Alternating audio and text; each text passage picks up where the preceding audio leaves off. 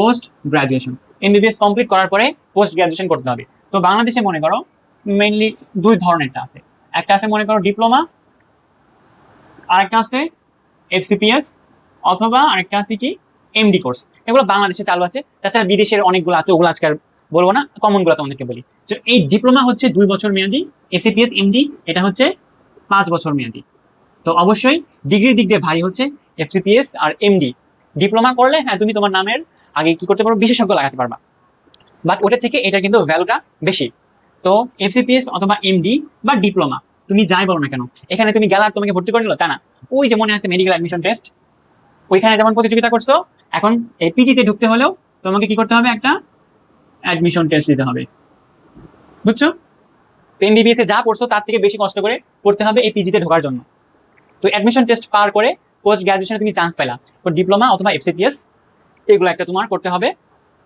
তো এখানেও কি 2 বছরেই বা 5 বছরে যে তোমার কোর্স শেষ হয়ে যাবে তা কিন্তু না, এর মাঝখানেও তোমার অনেক সময় লাগতে পারে। তো এই সময় বেতন কেমন দেয়? তো এখন বাংলাদেশে এই সময়ে বর্তমান বেতন হচ্ছে কত, 30 থেকে 35 হাজার টাকা। তো তোমার বয়স এখন কত? এখন তোমার বয়স 30+। 30+ বছর এই বয়সে তোমার 30 হাজার টাকা দিয়ে বর্তমানে বাংলাদেশে তেমন কিছু হয় না, কারণ এই ডিপ্লোমা এফসিপিএস এগুলো সব ঢাকায় করতে হয়, ঢাকায় বাসা ভাড়াই 25 হাজার টাকার উপরে। এরপর দেখো এই যে এমডি কোর্স, এমডি কোর্সে যদি ঢুকো তাহলে তারা বাইরে থেকে বলে, মানে ভিতরে নেওয়ার সময় বলে দেয় যে এই রেসিডেন্সি চলাকালীন সময় তুমি বাইরে প্র্যাকটিস করতে পারবে না, মানে কি বাইরে চেম্বার দিতে পারবে না। তো 5 বছর বাইরে কেউ কোনো চেম্বার দিতে পারবে না।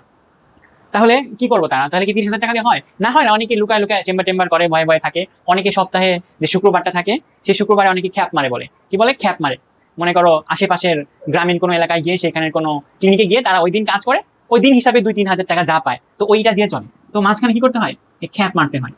তো দেখছো কত কষ্ট, এত কষ্ট মষ্ট করার পরে তারপর তুমি কি হবা, একজন বিশেষজ্ঞ ডাক্তার হবা। কি হবা, বিশেষজ্ঞ ডাক্তার। তাহলে এই বিশেষজ্ঞ ডাক্তার হইতে হইতে তোমার বয়স কত হয়ে গেছে, 35 থেকে 40 বছর বয়স কিন্তু হয়ে গেছে।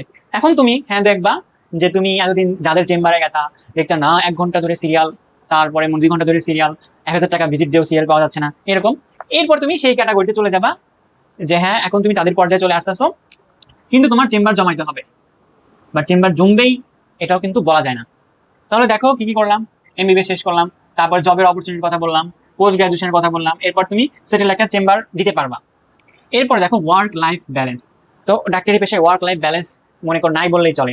তুমি যদি কাজকে গুরুত্ব দাও তোমার লাইফের প্রতি ব্যালেন্স কমে যাবে, আবার লাইফে ব্যালেন্স বেশি দিলে এই কাজটা কিন্তু আবার কমে যাবে।